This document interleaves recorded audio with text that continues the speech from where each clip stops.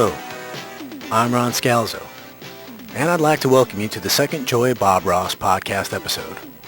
And if this is your first time with us, let me extend a personal invitation for you to drag out your earbuds and your cat and listen along with us. I'll be your host for the next 24 weeks as we experience this fantastic talk-on-talk podcasting technique. In the next few weeks, we'll show you how we make a fantastic podcast here, using only 12 laptops, an almighty microphone, some wine, some cheese, and a great big bread knife. I'll tell you what, let's start out today and have them run all the colors across your speakers that you need to paint along with us. You know what? This is a podcast. I'll just whisper a few. Alizarin crimson, midnight black, cadmium yellow. So I'll tell you what, let's just start out today and do a beautiful little, maybe we'll do a science podcast today. Let's see what happens. Can I get some science music? Okay, now can I get a scholar to help me tell this happy little story? When I interact with people and they say, what do you do? I'm like, I'm a university professor. They say, oh, you do some research? I'm like, yeah, ASMR. Like, I don't know what that is. Bob Ross is always my go-to, where I can say, do you know Bob Ross? They're like, oh yeah, I love Bob Ross. All right, so then I try to make the connection for them that some of the reason they may be drawn to Bob Ross with such strong affection may have to do with ASMR. Before this podcast, I'd never heard the term ASMR. I only knew that people found Bob Ross's voice soothing, and that was something I wanted to explore. The truth is that a lot of folks love to put the joy of painting on late at night to fall asleep. A lot of people doze off the podcast too. And hey, if you want to warm up some milk, put on your nightshirt, get comfortable while you listen along to this almighty episode, we invite you. If it's good enough for Bob, it's good enough for us. But for those of you still lucid, ASMR, what is it? Dr. Craig Richard helps guide us. Autonomous sensory meridian response. Autonomous sensory meridian response is not just the name of my high school prog rock band. Basically, it's a relaxing feeling where someone will feel comforted, they'll feel soothed, and they get these light, sparkly brain tingles. A couple years ago, Craig gave a TED Talk about ASMR. It was called The Whispered Revolution of Relaxation. In 2013, I learned that this special response has a special name: Autonomous Sensory Meridian Response, or much more simply, ASMR. Craig is a professor of biopharmaceutical sciences at Virginia's Shenandoah University.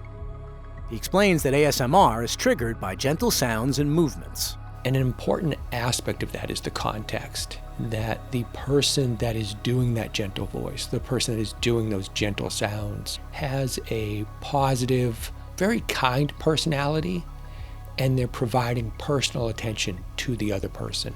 Do we know anyone who makes gentle sounds and movements that has a positive and very kind personality? Besides me, of course. So when Bob Ross was making his TV show, he stimulated unintentional ASMR in people. What Craig means is that when the joy of painting was on television, ASMR wasn't a thing, at least as far as the scientific community was concerned. So technically, Bob was doing something that hadn't even been defined yet.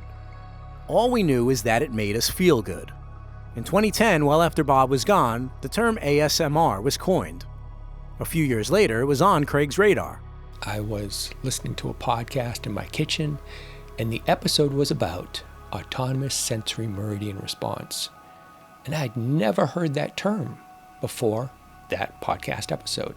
And they started saying that there's all these people on YouTube who are making these videos that put their viewers into this deep relaxation state, and people get these brain tingles, and it's super magical.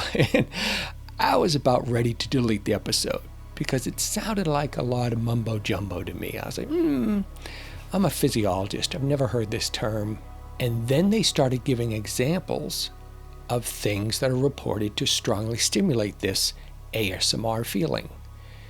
And one of the examples they gave was Bob Ross.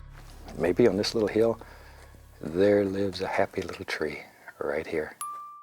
And that's when my eyes lit up, because I remember being a kid, coming home from school, turning on the TV, putting on Bob Ross, putting a pillow on the floor, lying down, hearing his voice just sweep over me, getting into this deep relaxation state almost, and being fascinated by him and his talents. But there was something beyond like an alertness that was happening. It was more of this deep relaxation. So I would often fall asleep. Halfway through or near the end, he would put me into this trance. I'd be like, oh, this is just so relaxing. Just do one little cloud at a time. One little cloud at a time. Blend it in, fluff it, tease it. There, very lightly. And yes, ASMR has become a cottage industry. There are ASMR performers on YouTube. Your tablet pen is exactly where you left it. Your tablet pen is exactly where it needs to be. I was watching the show The White Lotus the other day, and in an early episode, two of the young female characters have an ASMR party in their hotel room. Do you want to do some ASMR?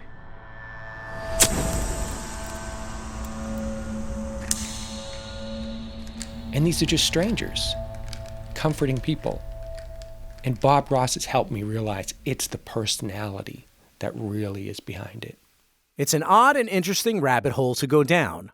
Another avenue for folks to become web famous, just by whispering and tinkling little bells. How does one qualify to be in this club? Is it just that you have to talk really softly? And now I can be an ASMR artist? Or is there more to it than that? It's a good start. Having a soothing voice, knowing how to use a microphone is the real start of it. Understanding the basics, understanding the triggers. So how to use your voice, how to make gentle sounds.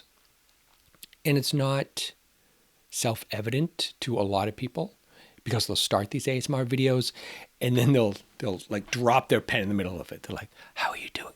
Oh, sorry. Like you just interrupted the process. But Craig says the ASMR that Bob Ross provides is unique. It's been an industry standard in audio and video production that to get someone's attention, you need to shout, you need to be frenetic, you need to make fast movements, and all that is true. But with Bob Ross, the other way to get someone's attention is to slow down, speak softly. And that draws people in just as much. Dr. Craig Richard has become an expert on ASMR. It's not just a TED Talk. He's co-authored the first ASMR brain scan study, coordinated the largest ASMR database. He's the author of the book Brain Tingles, founder of the website ASMRuniversity.com. He was even a consultant for the first ever ASMR Super Bowl commercial. Let's all experience something together. And Craig does a series of podcasts himself, one called Calm History, another called Sleep Whispers. That one, he does the whole thing in his own ASMR voice. Welcome to episode number 309 of Sleep Whispers. Tonight, you'll hear a trivia time episode filled with 30 new questions and answers. I'm Harris, and I hope this podcast helps to tranquilize those restless squirrels in your brain.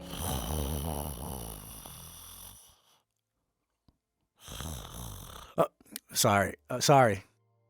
Craig says the reason Bob Ross is his go-to ASMR example is because of one crucial ingredient. I just think his kindness was the driving factor for a lot of people as to what drew you in and kept you there.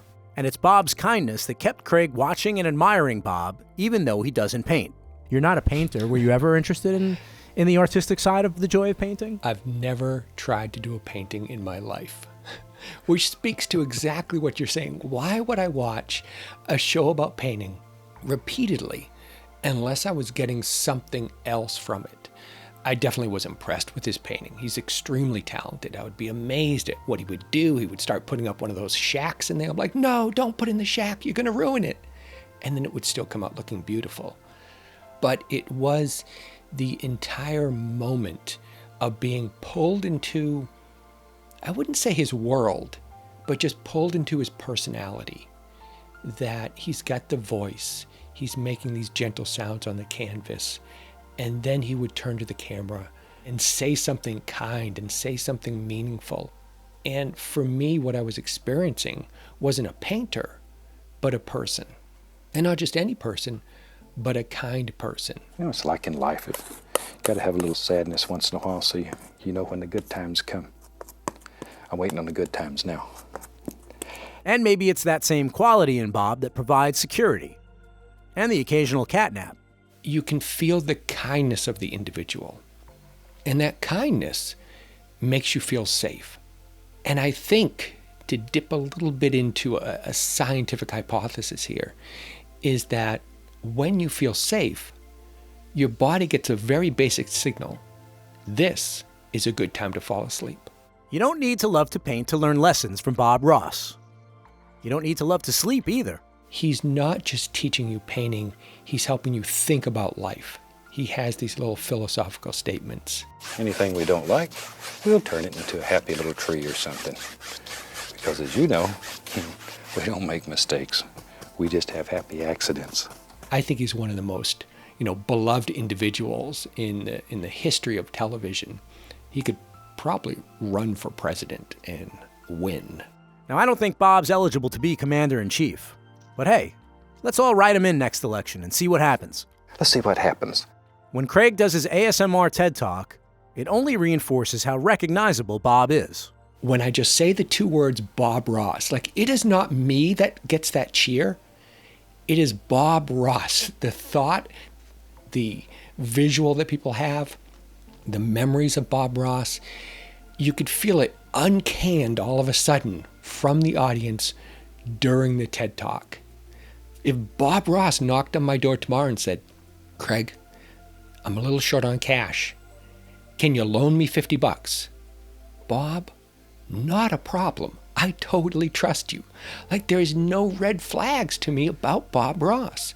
His personality, his genuine nature comes across while he's painting, and that leads to trust, relaxation, feeling safe. And that is a key element to being able to be a good ASMR artist. Once Bob Ross becomes president, he probably won't have to borrow money from Craig.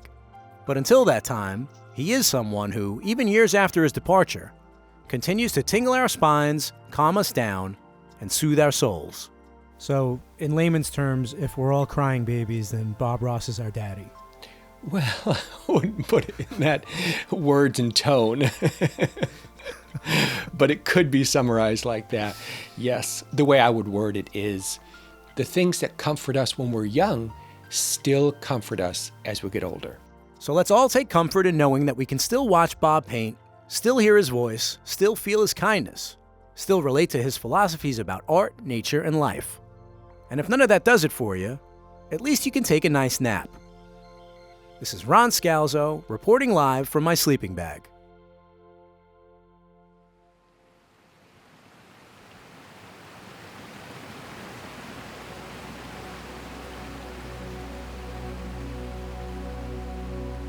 In the upper course of a river, where lakes flow into valleys, at the top of the steepest mountain, sits a waterfall. Humans have had a distinct relationship with waterfalls for centuries. The Nachi Falls in Japan are a site of pilgrimage. Many waterfalls in Africa were places of worship for the native peoples. The falls were often named after gods in the local religion. There are only a few thousand waterfalls in all the world. It only seems natural that something so rare and symbolic would be an object Bob Ross would want to put on canvas. Waterfall. The first thing that comes to mind when I think of waterfalls is that steep drop and how it relates to human existence. You're floating peacefully downstream. La la la la la la la. And then, uh-oh.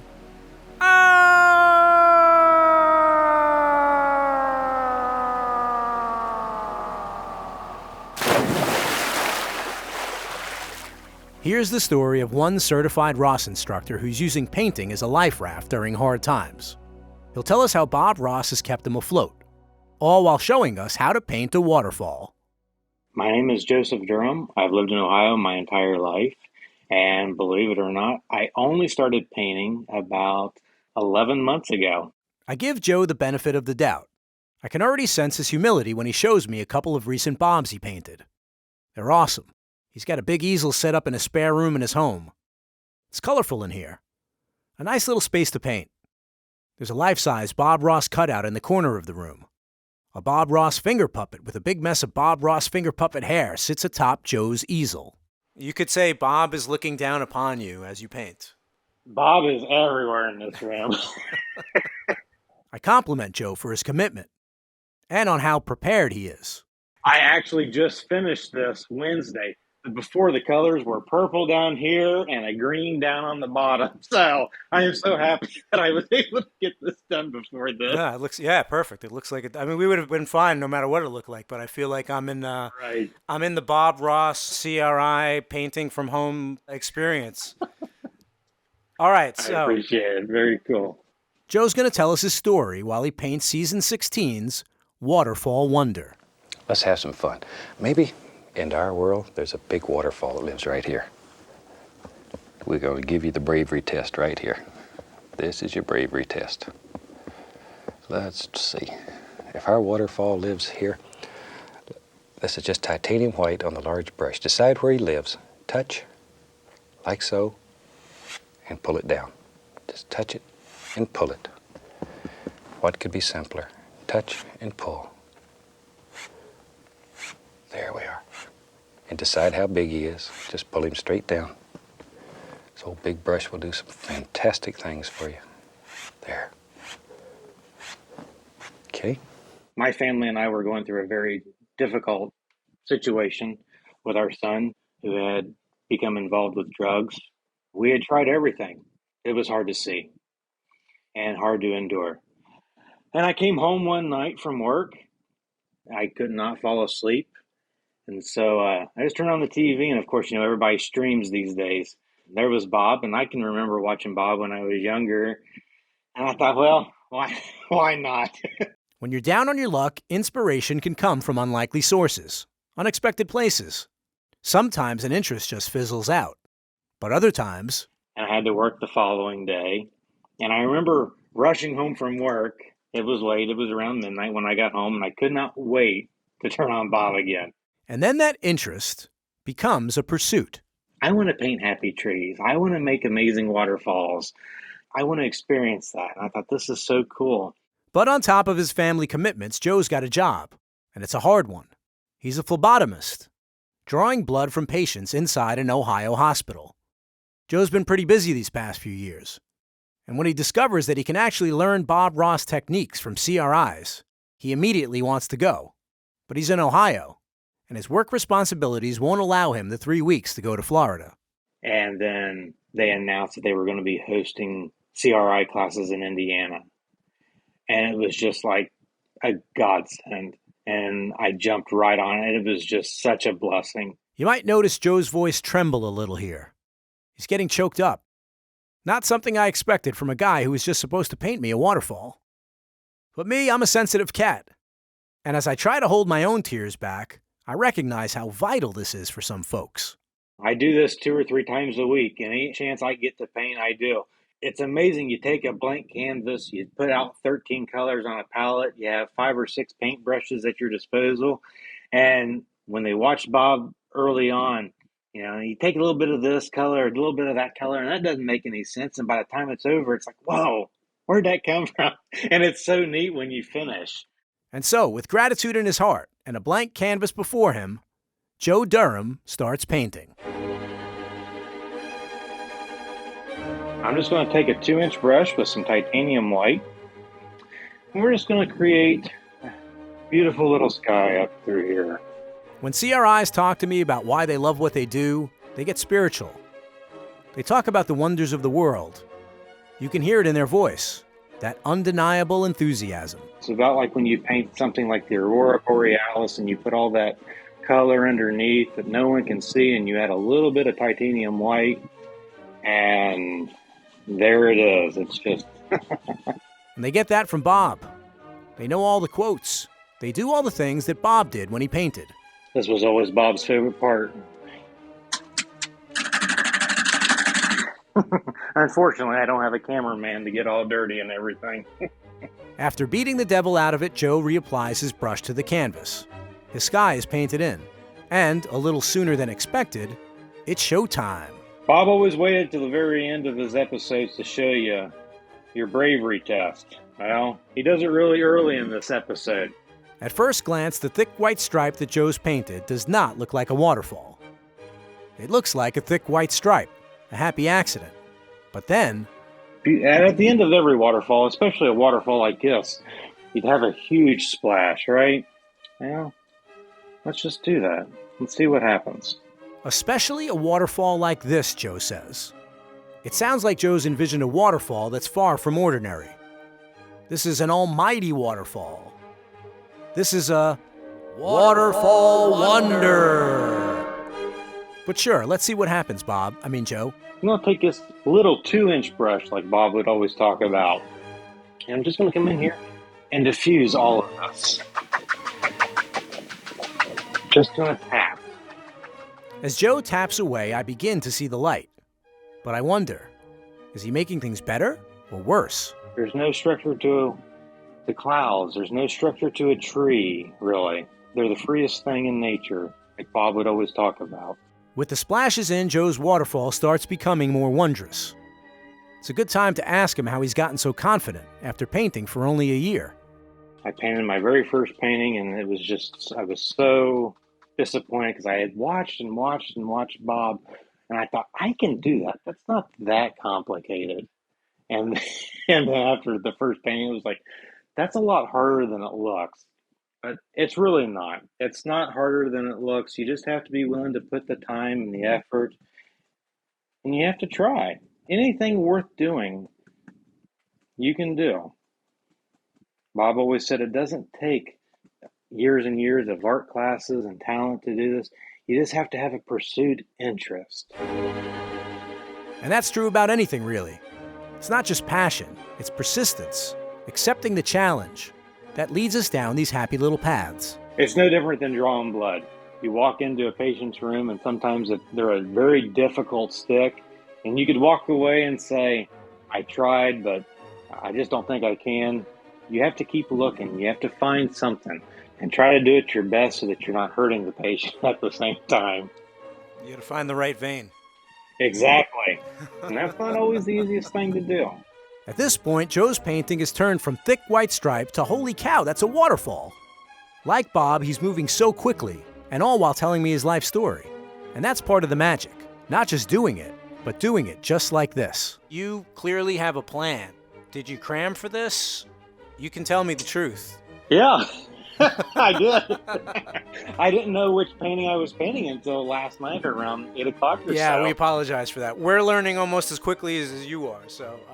No, that's quite all right. You know, we have to go with the flow. Sometimes somebody's going to say, hey, paint me a picture. We just kind of have to be able to do it. Well, what I appreciate about that is, again, that's kind of true to the spirit of what Bob did. I mean, he did have a plan before that camera started a rolling. We got to go with the flow. Whether we're cruising or we're struggling, whether we're floating downstream or plummeting down an almighty waterfall. Joe Durham finishes his painting.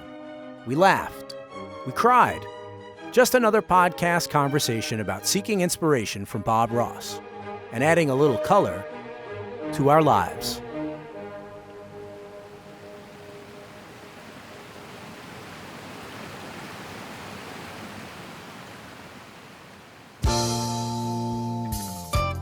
Well, the old clock on the wall tells me it's time to finish this one and call it a day. I want to thank my guests, Dr. Craig Richard, Joseph Durham, and of course, Bob Ross. How'd you like this one, Bob? Each and every painting will be different and unique, one of a kind, and that's what makes it fun. It's really what makes it fun.